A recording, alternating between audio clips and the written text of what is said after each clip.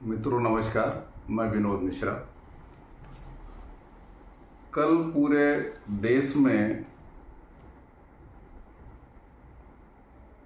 पूरा जाम था, बंद का आह्वान किया गया था और पूरा देश कल उसमें रहा। हालांकि उस बंद में कानपुर ज़्यादा प्रभावित नहीं हुआ, लेकिन कानपुर की स्वास्थ्य सेवाएं जरूर प्रभावित रही और उसमें लोग ज़्यादा पीड़ित और परेशान रहे। ये जो कल का ये तो बंद था जो कल का, उसमें दो चीज़ें आपस में मिल गई। दो चीज़ें, एक तो कलकत्ता में जो ट्रेनी डॉक्टर के साथ जो रेप और उसका मर्डर हुआ वो, दूसरा वो जो आरक्षण का मुद्दा अभी जो मामला चल रहा है, जो मामला सुप्रीम कोर्ट से जो याचिकाकर्ता थे उनको जीत मिल गई है और जिसको केंद्रीय सरकार ने वो जो एक आदेश लाए थे बाहर से भर्ती का, वो इनको वापस लेना पड़ा। तो उस वजह से ये जो आरक्षण का मामला था उसको लेकर के पूरे देश में इसका बवाल हुआ है और उस बवाल में बिहार, महाराष्ट्र, कलकत्ता, दिल्ली और भी कई सारे जो है हरियाणा, ये सब प्रभावित हुए। उत्तर प्रदेश प्रभावित हुआ, उत्तरी जो है उत्तर प्रदेश, और लेकिन कानपुर में उसका असर कम रहा। कल्याणपुर वगैरह में थोड़ा सा जाम जोम की स्थिति रही है, ठीक रहा, लेकिन स्वास्थ्य सेवाओं पे इसका ज़्यादा असर पड़ा और उसमें चूँकि सरकारी अस्पतालों में लोगों को एंट्री नहीं मिल पाई और प्राइवेट अस्पतालों ने भी बहुत अच्छे ढंग से व्यवहार नहीं किया, ऐसा लोगों का कहना है। कई लोगों से मेरी बात भी हुई और उनके निजी अस्पतालों ने भी अपने करीब 25 से 30%, 40%, 30% उन्होंने अपनी कीमतें बढ़ा ली हैं। वो चूँकि मौके पे चौका मारना इनकी आदत है, तो ये मौके पे चौका निजी अस्पताल वाले और निजी डॉक्टर जो है वो मार रहे हैं। तो उनको पता है कि जो देश की जो इस समय स्थिति परिस्थिति है वो उनके फायदे की है, ना कि उनके फायदे की। तो जनता का तो काम है, जनता का मतलब ही है शोषण। जनता का सिर्फ शोषण होता है, किसी भी स्थिति परिस्थिति में शोषण हो, लेकिन होता जरूर है। अब एक अभी आपको वीडियो दिखाते हैं और उसमें देखिएगा कि एसडीएम साहब के ऊपर भी बिहार में पुलिस वालों ने लाठी चला दी। देखिएगा वीडियो ये।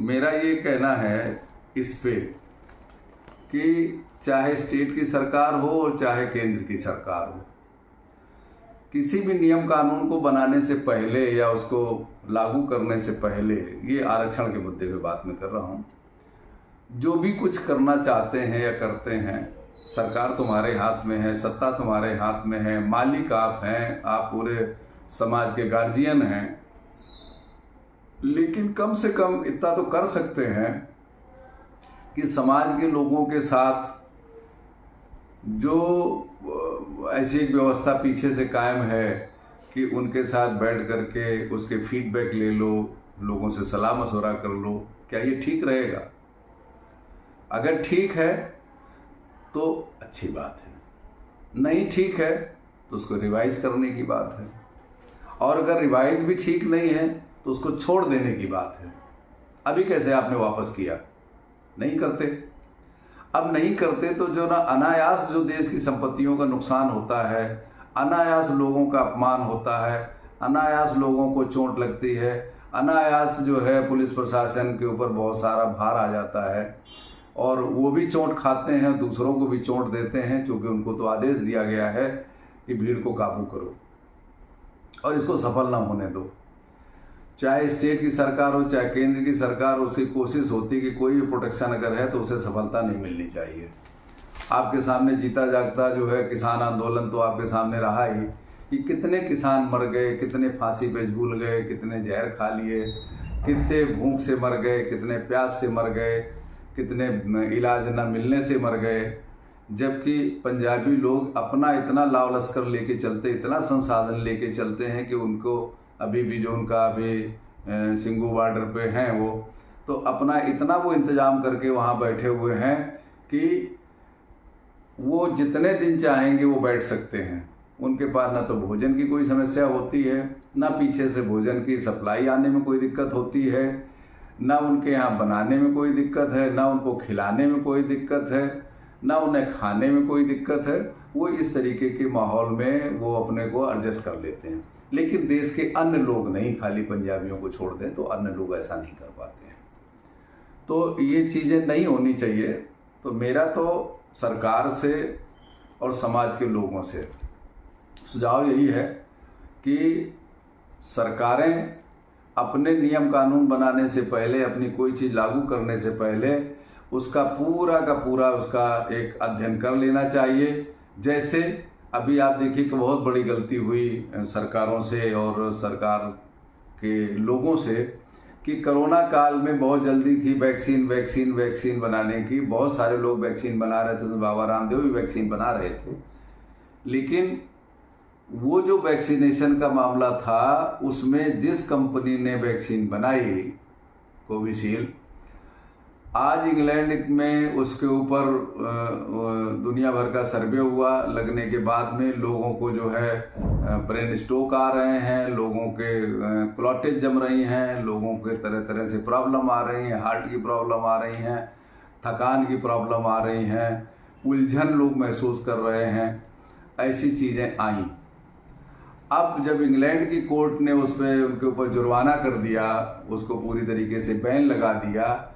अब आप समझिए कि भारत में जो बनाने वाली कंपनी थी वो अरबों खरबों के मालिक हो गए। सरकार ने ही इतना रुपया दे दिया कि दुनिया की सबसे महंगी कार में वो चल रहे हैं, दुनिया का सबसे महंगा मकान उन्होंने बना डाला। कहाँ कहाँ रुपया उन्होंने इन्वेस्ट किया होगा और लोगों की जान पे आफत आ गई, बन गई। अब जब ये मामला चला तो जो सर्टिफिकेट उसका निकला करता था उसमें हमारे आदरणीय नरेंद्र मोदी जी की जो है प्रधानमंत्री जी की तस्वीर निकला करती थी, उससे तस्वीर गायब हो गई। ठीक है।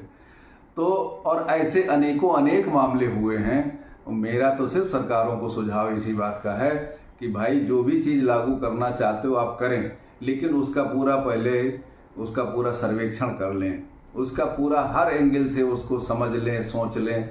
ये ज़बरदस्ती तानाशाही वाले सिस्टम जो होंगे तो वो इस तरीके से बवाल कराएंगे ज़रूर। ठीक है।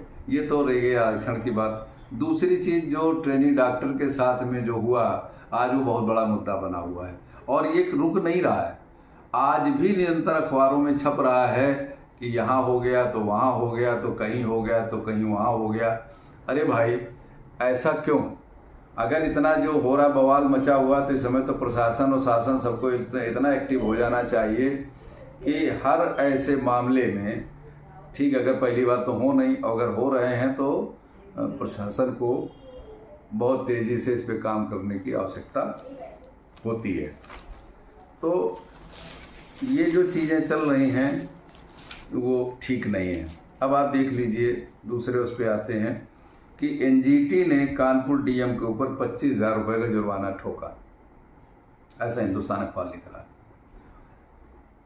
अब हमारे डीएम साहब तो बहुत अच्छे आदमी, एक उन्होंने बहुत अच्छा काम पीछे किया था कि जब जो है शहीद परिवारों को अवार्ड दिए जा रहे थे तो उसमें जो है ये भी शायद हिंदुस्तान या किसी अमर उजाला का किसी का प्रोग्राम था ये, तो उसमें एक वृद्ध महिला थी।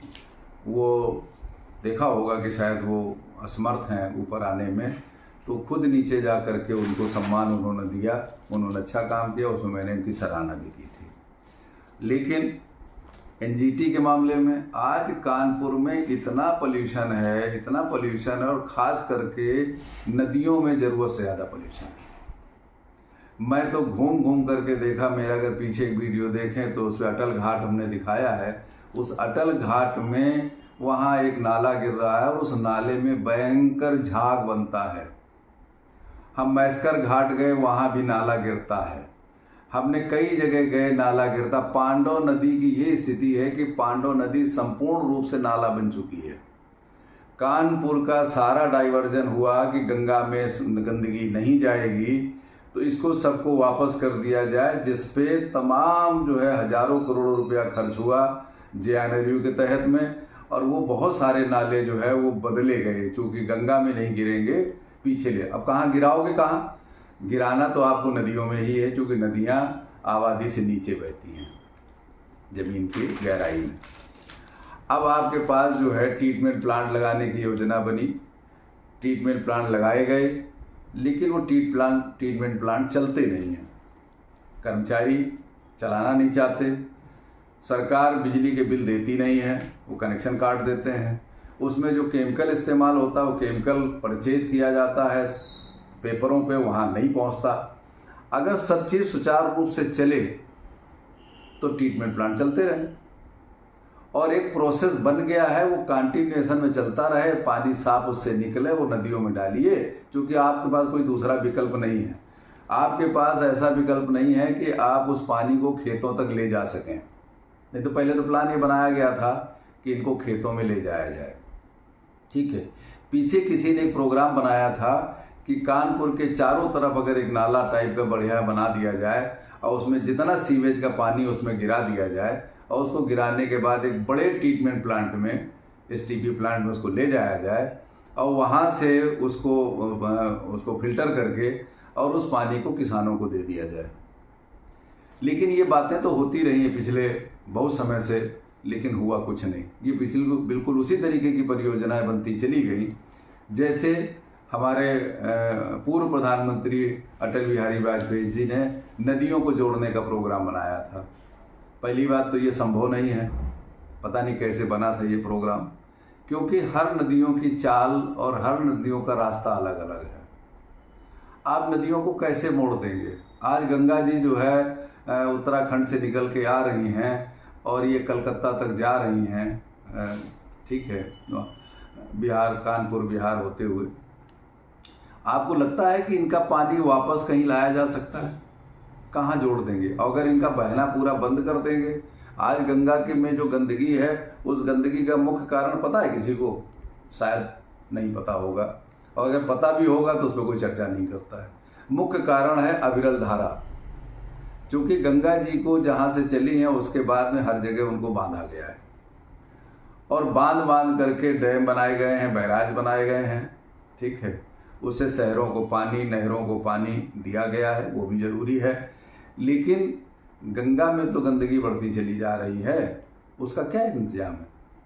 अरे भाई, सब कुछ सही है, लेकिन कम से कम इतना पानी तो छोड़ो कि उनकी गंदगी तो बह सके। अब मैं अभी पांडव नदी की बात कर रहा था।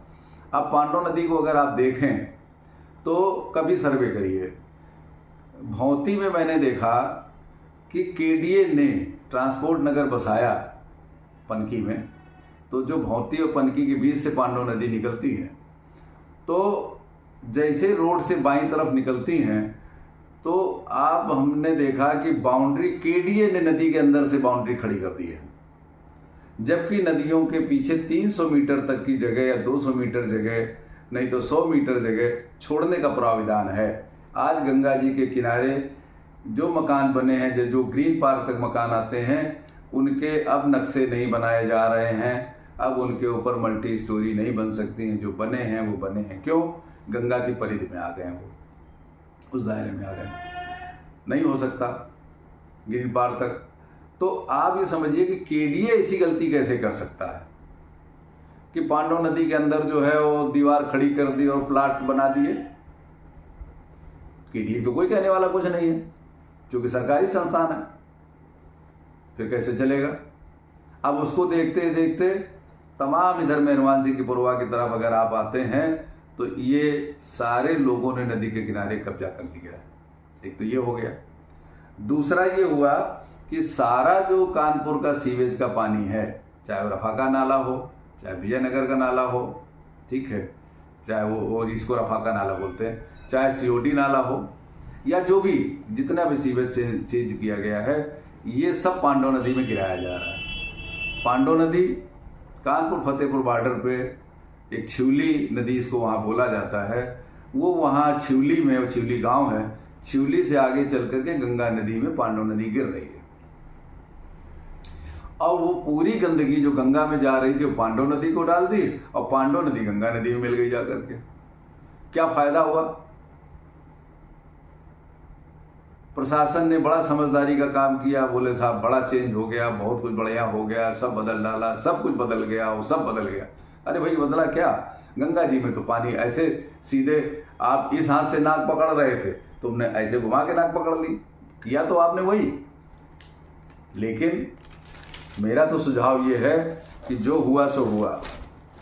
अब आप अपने ट्रीटमेंट प्लांट जितने बने हुए हैं, इनको 24 घंटे चालू रखने की योजना बनाएं और उनको चालू रखें।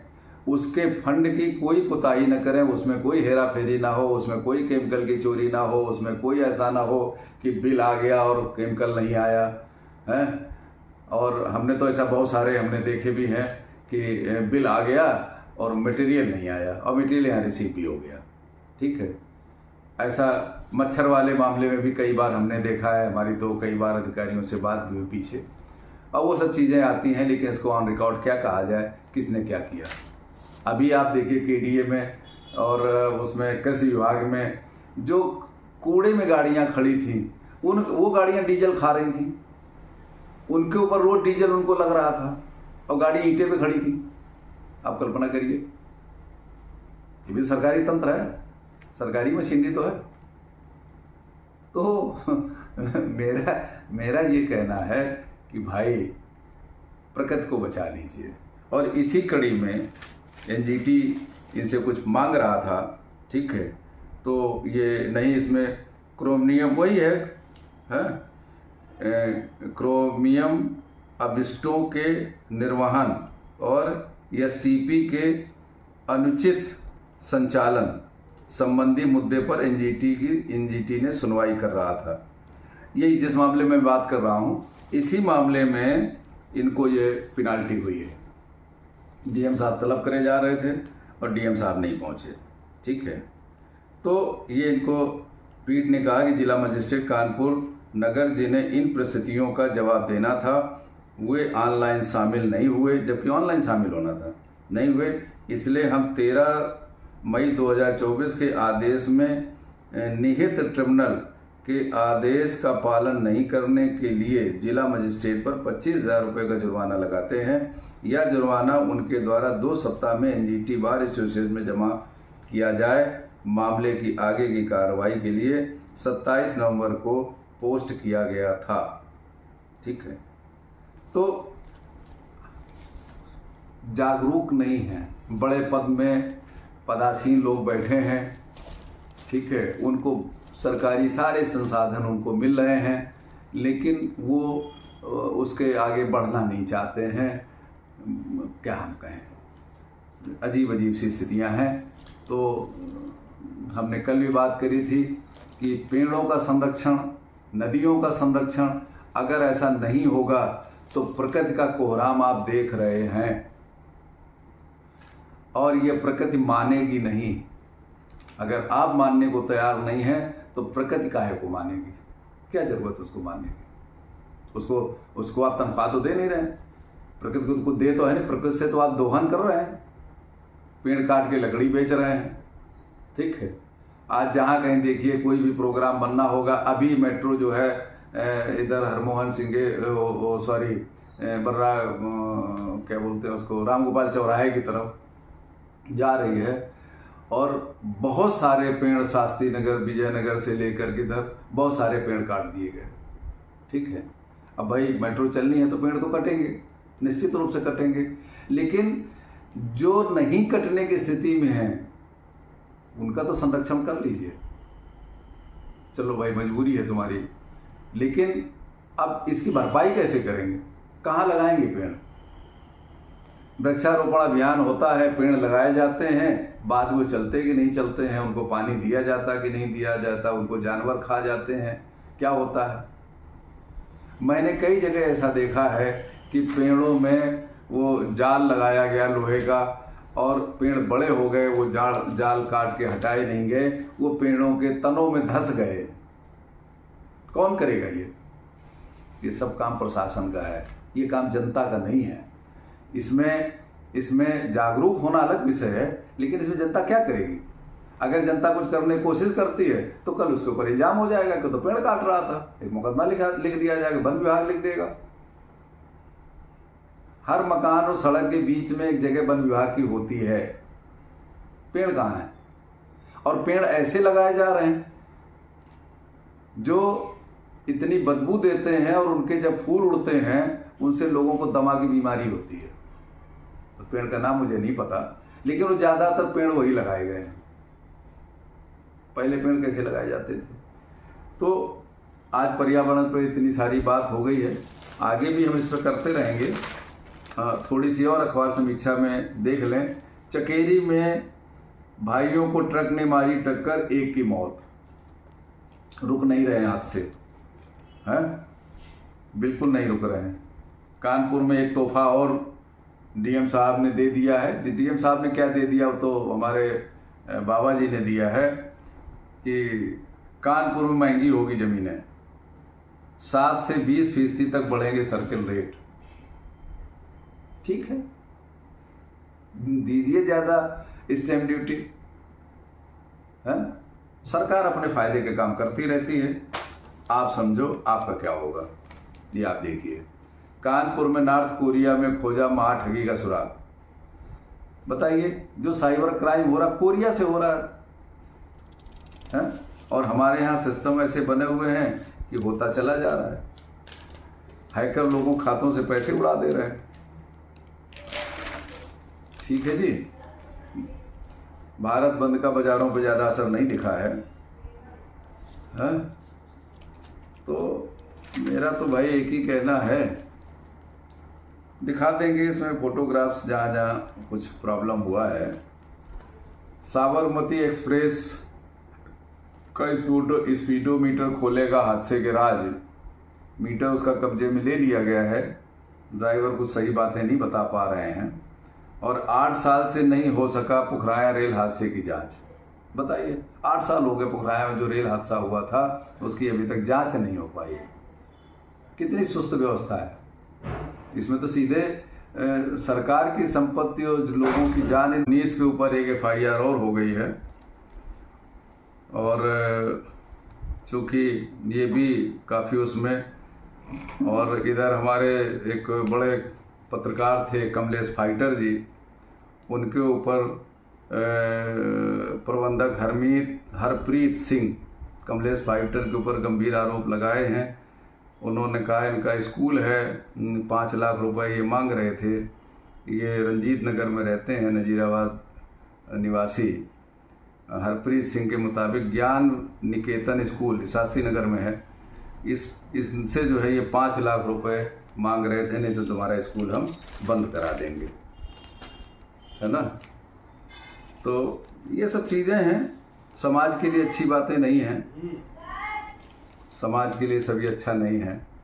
महिला अपराध के में 151 माननीयों पर आरोप, 16 सांसद विधायकों पर दुष्कर्म से जुड़े मामले। ये लिए अब बताइए क्या कहेंगे। 16 सांसद विधायकों पर दुष्कर्म से जुड़े मामले हैं, ठीक, कैसे होगा। बस अब सब चुनाव में लग जाएंगे, क्योंकि चुनाव होना है, गठबंधन मजबूत करना है, वगैरह वगैरह वगैरह। तो ये है, आगरा सहारनपुर में प्रदर्शन वहाँ ज़्यादा हुआ है। पूर्व प्रचार संदीप घोष के पॉलीग्राफ टेस्ट की तैयारी में CBI। बताइए, ये प्रचार थे, हैं? ये भी दरिंदगी में इन्वॉल्व रहे, जो भी रहा। वही गलत बात है। ये सब चीज़ें बहुत बुरी हैं, ये सब नहीं होना चाहिए। ठीक है, हमारे माननीय प्रधानमंत्री जी भारत में यहाँ सब दंगा फसाद चल रहा है। अब यूक्रेन में शांति बहाल कराने गए हैं, अपने यहाँ को शांति करा नहीं पा रहे हैं, यहाँ शांति हो नहीं रही है। और वो वहाँ यूक्रेन गए हैं, रूस और यूक्रेन में संघर्ष का संपूर्ण शांतिपूर्ण हल हो, मोदी जी कह रहे हैं। प्रधानमंत्री मोदी पोलैंड और यूक्रेन की यात्रा से पहले चरण में वारसा पहुँचे। राष्ट्रपति अंग्रेज सेवेरिसन डूडा से मुलाकात करेंगे। ठीक है, चलो भारत में जो हो रहा होने दीजिए, दुनिया में शांति ले आइए, चलो वो भी ठीक है। शेख हसीना के खिलाफ 3 और मुकदमे दर्ज हो गए हैं तो भाई, और इधर गए हैं और रूस पर यूक्रेन ने सबसे बड़ा ड्रोन हमला किया। अब बताइए, यही है, पुरुषों की प्रजनन क्षमता जैविक घड़ी से प्रभावित। अधिक उम्र के लोगों प्रजनन क्षमता में आती है कमी, है जैसी चीज़ें। चीन ने 7 सूर्य दिखा दिए। खैर चलिए, कोई बात नहीं, ये आज की समीक्षा थी, आज का मेरा अपना आइडिया था, मेरा जो कहना था। फिर मैं यही कहता हूँ, ना मेरी काहू से दोस्ती, न काहू से बैर। मेरे तो मन में विचार जो आते हैं उस विचार को आप लोगों के साथ शेयर करता हूँ। अच्छा लगे तो ठीक है, अगर बुरा लगे तो क्षमा करिएगा। इसी के साथ अपने इस बात को विराम देते हैं, इस वीडियो को बंद करते हैं। एक निवेदन लास्ट में चलते चलते करते हैं कि हमारे चैनल को लाइक, शेयर और सब्सक्राइब ज़रूर कीजिएगा और कमेंट्स लिखिएगा। नमस्कार।